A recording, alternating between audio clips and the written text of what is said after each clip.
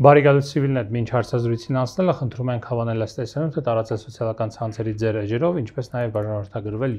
Civilnet-ի YouTube-յան էջին, իսկ եթե գնահատում եք անկախ լրագրությունը, խնդրում ենք այցելել Civilnet-ի կայքեջ եւ սեղմել դոնետ կոճակը։ Իսկ իմ հյուրը Մանե Ադամյանն է, Ադամյան խորհրդատվական ընկերության տնօրեն եւ եվրոպական ինտեգրման հարցերով փորձագետ։ Բարև ձեզ։ Բարև ձեզ։ Շնորհակալ եմ Տիգրան Ադամյան հրավեր ընդունելու համար։ Ձեզ հետ մենք բարբերաբար այս տաղավարում խոսել ենք եւ խոսում ենք եվրոպական ինտեգրման խնդիրների մասին, որոնց բախվում է Հայաստանը, բայց կուզեի մի փոքր ավելի ընդհանրական հարցով սկսել այսօրվա մեր քննարկումը։ Հայաստանի արտաքին քաղաքականությունից շատերը կոնկրետ եվրոպական ինտեգրման հարցերով շատ հաճախ այսպես ամբողջական պատկերացում չեն կազմում կամ դժվար են այդ ամբողջական պատկերացումը կազմում, որովհետև մեսիջները տարբեր են եւ տարաբնույթ։ Տեսեք, մի կողմից իշխանությունները վարչապետի մակարդակով հայտարարում են, որ Հայաստանը թեկուզ վաղը կամ այս տարի կցանկանան, որ լինի Եվրոպական միության անդամ, եղել են նման հայտարարություններով։ Մյուս կողմից, ասենք, նույն Ռուսաստանի ներկայացուցիչի հետ ասուլիսի ժամանակ ասում են, որ ինչ եք ասում, Հայաստանը չի դիմել Եվրոպական միությանն անդամակցելու հետ կապած, անդամակցելու համար, երբ խոսում են օրենքի մասին, որը ընդունվեց Հայաստանում Եվրոպական միության անդամակցության մեկնարկը տալու մասին, եւ դրան զուգահեռ կա այդ օրենքը, որը ընդունված է, որպես մասնագետ դուք հասկանում եք Հայաստանը ինչ process-ում է գտնվում Եվրոպական միության հետ հարաբերություններում։ Տեսեք, ըստ էության ես հասկանում եմ, թե ինչ process-ում է գտնվում Հայաստանը ԵՄ ինտեգրացիոն գործընթացների բայց ես ձեզ հետ լիովին կիսում եմ այդ շփոթմունքը, որը առաջանում է տարատեսակ խառնաշփոթ առաջացնող մեսիջների կոնտեքստում, որովհետև մենք երկու բան չենք կարողանում մեր արտաքին քաղաքականությունը ձևակերպելիս տարանջատել։ Եվրոպական միությանը անդամակցությունը կամ անդամակցության ցանկությունը եւ Եվրոպական միությանը մեր ինտեգրացիան։ Սրանք երկու շատ տարբեր բաներ են եւ ես կարծում եմ, որ Հայաստանի Հանրապետությունը պիտի խոսի Եվրոպական միությանը ինտեգրացիայի մասին։ Որն է սրանց տարբերությունը, հա։ Ես կարծում եմ ակնհայտ է, որ շատ տարիներ շարունակ Հայաստանում թե արտաքին քաղաքականության տեսանկյունից, թե ամենատարբեր ռազմավարական ուղղություններով քաղաքականությունը եղել է շատ միակենտրոն, հա, չնայած տարբեր իշխանությունների, տարբեր քաղաքական գործիչներ, այսպես եւ իշխանությունների ներկայացուցիչներ խոսել են էլ կոմպլեմենտար քաղաքականության մասին, էլ բազմավեկտոր քաղաքականության մասին, փաստը մնում է այն, որ մեր սերունդը այսպես ժառանգել է մի Հայաստան, որտեղ ամենատարբեր ուղղություններում մենք կախվածություն ունենք կոնկրետ մի պետությունից, հա, էներգետիկա, տնտեսական ինտեգրացիան ամբողջությամբ կոնկրետ Եվրասիական տնտեսական միության կոնտեքստում է, ռազմական մեր համագործակցությունը տարիներ շարունակ եղել է Ռուսաստանի հետ, այսպես, հա։ Հիմա հասկանալի է կարծում եմ, որ վերջապես պիտի տեղի ունենա իրականում այդ դիվերսիֆիկացիան, որի մասին անընդհատ խոսում ենք, բայց կարծես թե մինչ այս պահը չի ստացվել։ Եվ հասկանալի է նաև իմ կարծիքով, որ այդ դիվերսիֆիկացիայի տեղի ունենալու համար Հայաստանը պիտի խորացնի համագործակցությունը Եվրոպական միության հետ եւ խորացնի ինտեգրացիան։ Բայց ես կարծում եմ, որ բոլորովին պատրաստ չենք խոսել անդամակցության մասին։ Ես կարծում եմ, որ օրենքը, որը ընդունվեց, դրա մասին խոսել եմ թե մինչև օրենքի ընդունումը հրապարակային, թե նաև ընդունումից հետո, կարծում եմ, որ իսկապես շատ շփոթեցնող է եւ առաջացնում է անհասկանալի, ուրեմն ընկալում Հայաստանի Հանրապետության մասով, այդ թվում մեր գործընկերների շրջանում։ Մենք նաև միասին ենք առիթ ունեցել խոսելու այն մասին, որ պետք չէ հանրության շրջանում այսպես չափազանցված ակնկալիքներ ստեղծել։ Ես կարծում եմ, որ կարևոր է խոսել նաև նրա մասին, որ պետք չէ չափազանցված ակնկալիքներ ստեղծել մեր գործընկերների շրջանակում։ Մենք ԵՄ գործընկերների մասին է այս դեպքում խոսքը։ Մենք արդեն իսկ ունենք պատմություն ԵՄ-ի հետ, երբ 3.5 տարի շարունակ բանակցել ենք ասոցիացիան համաձայնագիր ու չենք ստորագրել։ Եվ դրանից հետո մոտ մի տարի մեր հարաբերությունները ըստ էության արկախված են եղել։ Առնվազն զարգացման աջակցության կոնտեքստում հենց այդպես էլ եղել է։ Եվ ես կարծում եմ մենք նույն ճանապարհով չպիտի գնանք, չպիտի տանք այնպիսի մեսիջներ, որոնք որ չենք կարողանալու իրականացնել, եթե նույնիսկ մեր Գումարը դրանք վերստեղծելու են նոր մարտահրավերներ Հայաստանի համար արտաքին քաղաքական տարբեր ուղղություններում։ Այո, ես դա երկրորդ մասն էր, որի մասին խոսելու էի։ Առաջին բաղադրիչով կարծում եմ օրենքի, կոնկրետ եթե օրենքի մասին խոսենք, օրենքի ընդունումը սխալ ակնկալիքներ է ստեղծում թե մեր հանրության շրջանում, թե մեր ԵՄ գործընկերների շրջանում, որովհետև մենք վաղը չենք կարողանալու դիմել անդամության եւ չնայած իշխանության ներկայացուցիչները պարբերաբար իրենց ելույթներում խոսում են հեռահար նպատակի մասին, այնուամենայնիվ մեր խնդիրը չպիտի լիներ այսպես անդամությունը որպես հեռահար նպատակ ձևակերպելը։ Եթե նույնիսկ Հայաստանը որոշել, որ ուզում է լինի ԵՄ անդամ պետություն ինչ որ պահի, դրա ճանապարհը միշտ նույնն է։ Մենք պիտի գնայինք ինտեգրացիոն տարբեր գործընթացների միջոցով, որ հետո դառնայինք ԵՄ անդամ, հա։ Ես չեմ հասկանում այդ կարիքը խոսելու վերջնանպատակի մասին այդ տեսքով, երբ որ մեր ճանապարհը շատ երկար պիտի լիներ դրան հասնելու համար։ Հիմա նաև խոսենք կներեք այդ ռիսկերի մասին, որոնք որ ստեղծում են։ Նաև այդ կոնտեքստում է խնդիրը, այո, որ մենք էլի ինչ որ բան ենք ձևակերպում մեզ համար անհասկանալի, չհաշվարկված, ճիշտ չգնահատված։ Ես հիմա կխոսեմ նաև մի շարք հարցերի մասին, որ ԵՄ անդամությունը ավտոմատ նշանակելու է Հայաստանի Հանրապետության համար, հա։ Եթե օրինակ հենց հիմա մենք խոսում ենք Հայաստանի ԵՄ անդամ լինելու մասին, մենք պիտի ֆիքսենք հետևյալը. Եվրոպական միությունը որպես ինտեգրացիոն կառույց մի շարք քաղաքականություններ ունի, որոնք անդամ պետությունների համար նույնական են։ Եվ մի շարք ուղղություններ կան, որտեղ որ որոշումների կայացումը կոնսենսուսով է լինում եւ անհրաժեշտ է բոլոր անդամ պետությունների համաձայնությունը։ Հիմա այդ կոնսենսուսով ձևավորված է ԵՄ ընդհանուր արտաքին եւ անվտանգային քաղաքականությունը, ցանկացած նոր անդամ պետություն, որը որ այսպես ունի ակնկալիք եւ ցանկություն դառնալու ԵՄ անդամ, գնահատվում է մի շարք բաներով, այդ թվում նաեւ ԵՄ քաղաքականությունները կիսելու լույսի ներքո, հատկապես այն քաղաքականությունները, որոնք որ ընդունվում են բոլոր պետությունների համաձայնությամբ, դրանք այսպես շատ խիստ բաներ են, հա, ընտրության հնարավորություն անդամ պետությունների համար չկա։ Եվ այս դեպքում, երբ որ խոսում ենք ընդհանուր արտաքին եւ անվտանգային քաղաքականության մասին, պիտի նկատի ունենանք սանկցիաները, որ ԵՄ-ն կիրառում է տարբեր պետությունների նկատմամբ։ Օրինակ մեր հարևան Իրանի, կամ Ռուսաստանի օրինակ Ռուսաստանի։ Մեզ թվում է, որ մենք հիմա անընդհատ ԵՄ ինտեգրացիայի խոսակցությունները երբ որ փորձում ենք մի քիչ հողին իջեցնել, խոսում են շատերը ասում են դե ԵՀՏՄ անդամակցությունն է Հայաստանին պարզապես խանգարում, եկեք ԵՀՏՄ-ից դուրս գանք եւ մեր բոլոր խնդիրները կլուծվեն, հա։ Դա մի հատ ուրիշ խնդիր է, որ դա էլ չգնահատված ռիսկ է Հայաստանի համար եւ շատ խորքային անալիզի կարիք ունի, թե ինչի կհանգեցնի տնտեսապես Հայաստանի համար, բայց եթե նույնիսկ դա մի կողմ թողնենք, մենք չենք խոսում պարզապես ԵԱՏՄ-ից դուրս գալու մասին։ Մենք խոսում ենք Ռուսաստանի դեմ սանկցիաներին միանալու մասին։ Մենք խոսում ենք Իրանի դեմ սանկցիաներին միանալու մասին։ Եվ շատ հաճախ, երբ որ տարբեր քաղաքական գործիչներ ասում են, դե գիտեք, տարբեր հարցումներ ցույց են տալիս, որ սա է ուզում Հայաստանի հանրությունը, եւ այո, կան այդպիսի հարցումներ, որ եվրոպական այսպես ինտեգրացիոն գործընթացների նկատմամբ հավատքը եւ ցանկությունը ավելի այսպես կտրուկ մեծացել է Հայաստանի հանրության շրջանում, այնուամենայնիվ ես կարծում եմ, որ շատ կարևոր է հասկանալ, որ ժողովրդավարությունը չի նշանակում պարզապես այսպես մի հատ հարց, ընդ որում երկու տեսակի այլընտրանքով մատուցել հանրությանը եւ շատ միակողմանի ներկայացնել, հետո ասել դե հանրությունը այսպես ուզեց, հա։ Հանրությանը չի ներկայացվել Եվրոպական միության անդամակցությունը իր ամբողջության մեջ, թե դա ինչ է նշանակում Հայաստանի Հանրապետության համար, ինչ խնդիրներ կան, օրինակ եթե մարդուն կանգնեցնեն եւ հարցումը անելուց ասեն, կուզեք Հայաստանը միանա Իրանի դեմ սանկցիաներին, ես վստահ եմ, որ բոլորը կասեն ոչ, հա։ Այո, որովհետեւ շատ հաճախ դիսկուրսները մեր, այդ թվում Ռուսաստանի հետ կապված, այդ թվում Եվրոպական միության հետ կապված շատ պրիմիտիվ եւ պարզունակ են։ Եվ շատ հաճախ Եվրոպական միությունը տվյալ դիսկուրսներում ընկալվում է որպես մի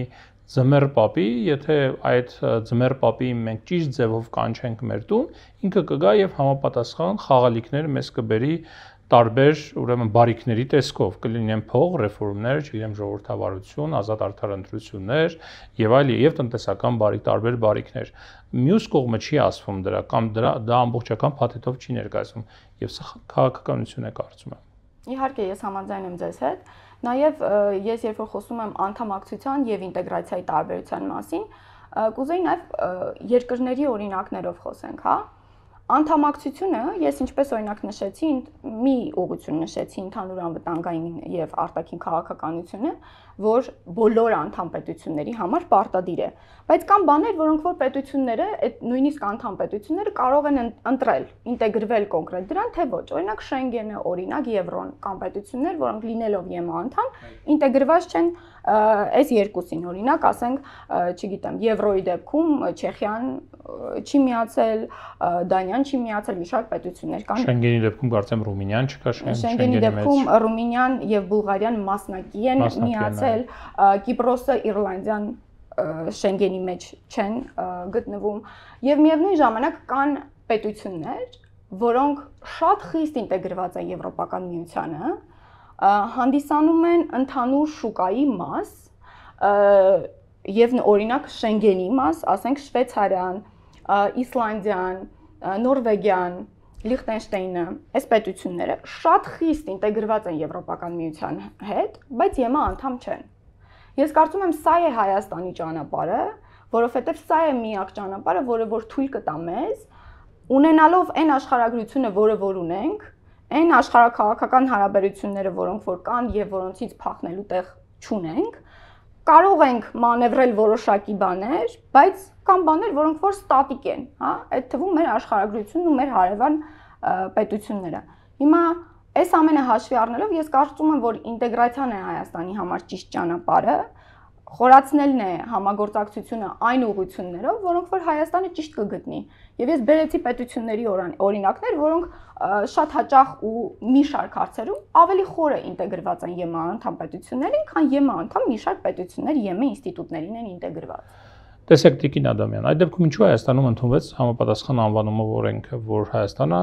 մեկնարկում է Եվրոպական միության անդամակցության գործընթաց։ Ինչ է սա, ինչի մասին է սա։ Դե եթե նայենք գործընթացը ինչպես տեղի ունեցավ, հա, քաղաքացիական հասարակությունից ծնվեց ինչ-որ նախաձեռնություն, որը հետո որոնք նախաձեռնող կողմը կարծես թե նույն կազմով հետագայում նաև կուսակցություն հիմնեց, բայց քաղաքացիական նախաձեռնություն էր, մարդիկ ստորագրեցին, օրենքը մտավ ազգային ժողով եւ քվեարկեցին։ Իմ կարծիքով ըստ էության այն ինչ-որ այն որոշումը, որ կայացրեց իշխանությունը քվեարկելու օրենքի օգտին, ներքաղաքական օրակարգ էր սպասարկում, հաշվի առնելով, որ այս իշխանությունները բավական մեծ աշխատանք են տարել Եվրոպական միության հետ հարաբերությունների խորացման նպատակով եւ ըստ էության տարբեր ուղղություններով ունենք ԵՄ-ի ակտիվացում Հայաստանի հետ հարաբերություններում, կարծում եմ իրենց համար այսպես երկընտրանքը իրենց համար ձևակերպեցին հետեւյալ կերպ, որ մարդիկ չեն հասկանա, որ իրենք դեմ քվեարկեն նման օրենքին, այսինքն կստացվի, որ իրենք դեմ են եվրոպական, ապա պետք չէ գնալ դեմ դրան։ Այսինքն իրենք դադարեն ընկալվել որպես Ռուսաստանին այլընտրանք առաջարկող այդ թվում արտաքին քաղաքականության, տնտեսական քաղաքականության, ուրեմն նաև իհարկե անվտանգային քաղաքականության առաջնահերթ երևի թե լույսի ներքո կստացվի, որ իրենք իրականում այլ նպատակ ունեն կամ եվրոպական օրակարգը չեն սպասարկում եւ կարծում եմ այս վախը իրենց դրթեց քվեարկելու օրենքի օգտին։ Եվ այնուամենայնիվ կարծում եմ գործընթացը լրիվ սխալ գնաց, որովհետև պիտի խոսակցությունը լիներ եւ լիներ հանրության հետ։ Այն մասին, ինչ որ հիմա ես փորձում եմ բացատրել, որ կարելի է գնալ Եվրոպական միության հետ ինտեգրացիայի ճանապարհով եւ դեռ հաստատ պետք չէ խոսել Եվրոպական միությանը անդամակցության մասին։ Եկեք ենթադրենք, որ մի 15 տարի հետո աշխարհը այսօր այնպես է փոխվում, մենք ասենք 5 տարի առաջ նույնիսկ չենք պատկերացնի այն գործընթացները, որ հիմա տեղի են ունենում։ Ենթադրենք 15 տարի հետո մի հատ այնպիսի իրավիճակը, որ Հայաստանը կարող է դառնալ ԵՄ անդամ պետություն։ Ինչն է խանգարում Հայաստանին, բոլոր հնարավոր ուղղություններով աստիճանաբար ինտեգրացիան ուժեղացնել ԵՄ-ի հետ, ցանկացած դեպքում դա պարտադիր է լինելու անդամության համար, երբ որ կփոխվի իրավիճակը այնպես, որ չգիտեմ, Իրանի հետ հարաբերությունները կկարգավորվեն, ես ինչ որ շատ ֆունդամենտալ բաներ տեղի կունենան աշխարհում, այն ժամանակ մենք կասենք, որ եկեք մենք արդեն պատրաստ ենք համել, այնքան ինտեգրված ենք, որ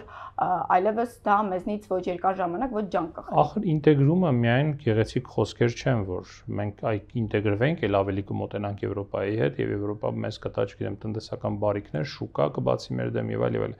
Դա հստակ ամեն ինչից դուրս, դա հստակ բավական ծանրակաշ տեխնիկական աշխատանք է, ստանդարտների այսպես հարմոնիզացիա է, որը պետք է տեղի ունենա։ Իսկ մենք ինչ ունենք հիմա։ SEPA-ն, որը համապարփակ այդ գործընկերության պայմանագիրն է Եվրոպական միության հետ, ունիվերսալ, ենթադրում է բոլոր գործողությունները, որ պետք է արվեն։ SEPA-ն ստորագրվել է 2015-ին, եթե չեմ սխալվում, ու ամբողջությամբ ուժի մեջ է մտել մի քանի տարուց, բայց մինչև օրս մենք տարբեր գնահատականներով այդ պայմանագիրը կատարվել է մոտավորապես 40-ից 45%-ով, եթե ես չեմ սխալվում։ Գումարած, հիմա արդեն անցյալ տարվանից քննարկվում է, որ SEPA-ի հիմքի վրա պետք է ձևավորվի նոր փաստաթուղթ Եվրոպական միության հետ, եւ ամեն անգամ այդ փաստաթղթի մասին կամ դրա ստորագրման շուրջ ուրեմն խոսակցությունները կամ դեդլայնները, վերջնաժամկետները հետաձգվում են եւ այս տարի արդեն հայտարարում են, որ գուցե մինչեւ տարվա վերջ դա տեղի ունենա։ Այսինքն կա մի հստակ աշխատանքի դաշտ, որը պետք է կատարվի եւ որպեսզի իսկապես Հայաստանին մոտեցնի Եվրոպական միությանը, դա չի տեղի ունենում, կամ շատ դանդաղ է դա տեղի ունենում, փոխարեն ունենք բարձրակոչ քաղաքական հայտարարություններ, ինչու։ Նախ մի քանի ձեր հարցի մեջ մի քանի բան նշեցիք, դրանց անդրադառնամ, հա։ Տեսեք, համապարփակ եւ ընդլայնված գործընկերության համաձայնագրի ստորագրումից հետո եւ ամբողջությամբ ուժի մեջ մտնելուց հետո, նախ ստորագրումից հետո ինքը մասնակի ուժի մեջ մտավ եւ այնուհետեւ նաեւ ամբողջությամբ ուժի մեջ մտավ, մասնակի ուժի մեջ մտնելուց արդեն մոտ 80%-ը ուժի մեջ էր եւ սա նշում եմ նրա համար, որ այդ պահից հաշված ամենատարբեր դրույթներ, տարբեր վերջնաժամկետներ ունեն իրենց համար ֆիքսված համաձայնագրում, մեծամասամբ, եթե այսպես խմբավորենք հիմնական մասը, հա, ունենք 3, 5, 8 տարվա ժամկետներով դրույթներ, ունենք մի քանի դրույթներ, որոնք շատ ավելի երկարաժամկետ բան են ֆիքսել, օրինակ կոնյակի դրույթը, որը 25 տարվա ժամկետ է ֆիքսել ամբողջությամբ բառը չօգտագործելու համար, եւ իհարկե ունենք մի շարք դրույթներ, որոնք որ ենթադրում են շարունակական համագործակցություն ամենատարբեր ուղղություններով ոլորտների բարելավման ուղղված։ Հիմա ես փորձում եմ ինձ մոտ գտնել այդ կոնկրետ ցուցանիշը, քանի որ դուք ասացիք մոտ 40%-ը իրականացված, փորձում եմ գտնել վերջին գնահատման զեկույցի հիման վրա հստակ թիվը, չկարողացա, բայց 50-ից ավել տոկոս համարվում է կատարված։ Խորհրդարանում քննարկումներ էին կարծեմ, այդ ժամանակ եմ լսել այդ թիվը, կարող եմ սխալվել, իհարկե։ Շատ լավ։ Ամեն դեպքում տեսեք, հիմա մենք նույնիսկ եթե 50% վերցնենք կամ 50-ից մի փոքր ավել տոկոսը վերցնենք, այնտեղ նաև մոտ 20 շուրջ 20% դրույթների իրականացման դեպքում ընթացքի մեջ են իրականացում ընթացքի մեջ է, այսինքն կան օրինակ նախագծեր օրենքների, որոնք դեռ չեն հաստատվել, պիտի հաստատվի, որ դրույթը համարվի կատարված, բայց ընթացքի մեջ է գնահատվում, երբ որ լինում են առնվազն նախագծեր, հա։ Այսպիսին է ընդհանուր առմամբ պատկերը,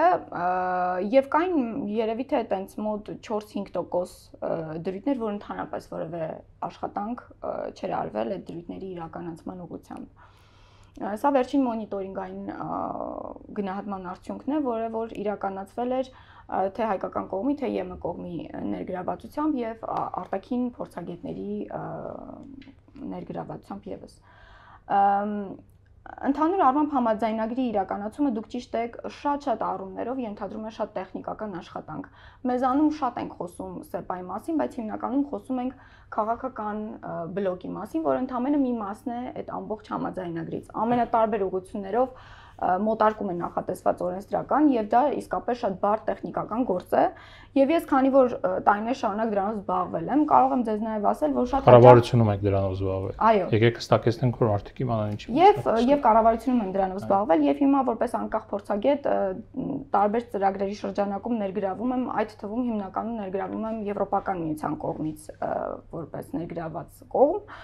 ասեմ որ շատ հաճախ այդ փաստաթղթերը ԵՄ դիրեկտիվներ են կոչվում դրանք հրահանգներ այդ դիրեկտիվները օրենսդրական ակտեր են հա որոնց պիտի մոտարկենք շատ հաճախ այնքան բարդ գրված են լինում եւ մենք նույնիսկ երբեմն խնդիր ենք ունենում Եվրոպական միությունից փորձագետ ներգրավելու, ասենք ամիսներ շարունակ երբեմն կարող է լինել տարի փորձագետ ենք փնտրում, մրցույթներ ենք անում, որ դիմեն ԵՄ փորձագետները գան օգնեն հայկական կողմին այդ աշխատանքն անելու ու հաճախ նույնիսկ փորձագետներ չեն գտնում։ Ուզում եմ ասել, որ գործընթացը իրենով պարզ գործընթաց չէ եւ հաշվի առնելով հենց այդ խնդիրը, մենք պիտի հասկանանք, որ մեր ակնկալիքները, ինչպես դուք արդարացիորեն նշեցիք, պիտի մեր հնարավորությունների հետ որոշակի առնվազն մի քիչ համադրելի լինի, հա։ Մենք ունենք կարողությունների խնդիր, այդ թվում եւ պետական ապարատի ներսում եւ պետական ապարատից դուրս ընդհանուր փորձագիտական կարողությունների խնդիրեր կարծում եմ ունենք։ Մենք մեր լոկալ փորձագետներին էլ շատ հաճախ չենք կարողանում սպეციფიկ ոլորտներում գտնել լավ փորձագետներ։ Կառավարությունում քանի մարդ է զբաղվում եվրոպական ինտեգրացիայի հարցերով, ի նկատի ունեմ ՍԵՊԱ-ի իրականացման հարցերով։ ՍԵՊԱ-ի իրականացման հարցերով Հայաստանի կառավարությունում պիտի զբաղվեն բոլոր վարչությունները, որովհետև ես նկատի ունեմ հենց վարչապետի աշխատակազմում կամ փոխվարչապետի, եթե չեմ սխալվում, Մհեր Գրիգորյանի կաբինետն է իրականացնում սա։ Մհեր Գրիգորյանի գրասենյակն է, այո, համակարգումը իրականացնում, այսպես մշտադիտարկման համակարգումն իրականացնում, ինչպես գիտեք, մենք նաև ունենք փոխվարչապետի ղեկավարությամբ միջգերատեսչական հանձնաժողով, որը որ պարբերաբար հանդիպում է փոխնախարարների մակարդակով հանձնաժողով է, եթե այդպես նայենք փոխվարչապետի գրասենյակում, փոխվարչապետի գրասենյակը շատ փոքր է եւ մի քանի հոգի են այնտեղ, որ անմիջական համակարգման աշխատանքով են զբաղվում, բայց այդպես դիտարկելը կարծում եմ սխալ է, որովհետեւ ամեն մի դրույթ մի վերաբերում է կոնկրետ նախարարության, կոնկրետ վարչության, կոնկրետ ֆունկցիոնալին, իրենք պիտի այդ գործը իրականացնեն եւ որպես կանոն բոլոր նախարարություններում լինում է մի փոխնախարար, որը որ արտաքին կապերի համակարգմամբ է զբաղվում եւ փորձում է կոորդինացնել իրենց վարչությունների մեջ աշխատանքը իրենց ոլորտային ՍԵՊԱ-ի իմպլեմենտացիայի տեսանկյունից եւ այդ փոխնախարարն էլ որպես կանոն ներգրաված է լինում միջգերատեսչական հանձնաժողովի աշխատանքներում։ Շատ լավ։ Եվ վերջին հարցը, խնդրում եմ հնարավորինս լակոնիկ, բայց նաեւ տարողունակ։ Ինչ է կատարվում հակառակ կողմում, Եվրոպական միությունում։ Արդյոք այնտեղ գնում են դեբատներ եւ խոսակցություններ նրա մասին պատրաստ են շարունակել ընդլայնման քաղաքականությունը, թե պատրաստ չեն, թե ժամանակն է սահմանափակել դա, որովհետև Եվրոպական միության լիդեր պետություններից մեկը Գերմանիան հիմա ընդհանրապես հակառակ գործընթացն է գնում, նրանք սահմանափակում են միգրացիան, ընդհանրապես հակամիգրացիոն, այսպես խոսույթը շատ մեծ ծավալների է հասնում Եվրոպական միությունում, այսօր Լեհաստանում ընտրություններ են եւ այդ ընտրությունների արդյունքում ընտրվեց աջակողմյան, ուրեմն տեխնացում, որը եւս ունի այսպես Թրամփյան խոսույթի շարունակողն է կամ այդ խոսույթի կրողներից է, ինչ է կատարվում այնտեղ։ Արդյոք մենք ճիշտ դուր ենք թակում եւ դուռը այնտեղից բացող կա թե չկա։ Շատ կարևոր հարց է, որովհետեւ մենք դա էլ շատ հաճախ չենք կարողանում Եվրոպական միության ներսում ներքին քաղաքական գործընթացներին զուգահեռ կառուցել մեր քաղաքականություններն ու ակնկալիքները, առավել եւս երբ որ խոսքը գնում է անդամության մասին, որը այն ոլորտներից մեկն է, ինչպես ընդհանուր անվտանգային քաղաքականությունն է եւ արտաքին քաղաքականությունն է, այն ոլորտն է, այն ուղղություններից մեկն է, որտեղ որ բոլոր անդամ պետությունների բոլոր փուլերում բոլոր անդամ պետությունների համաձայնությունն է պետք, հա։ Եվ դուք ճիշտ նշեցիք, որ ԵՄ պետությունների ներսում տարբեր քաղաքական գործընթացների ֆոնին, այո, այնպիսի քաղաքական ուժեր են ընտրվում, որոնք որ լրիվ հակադիր քաղաքական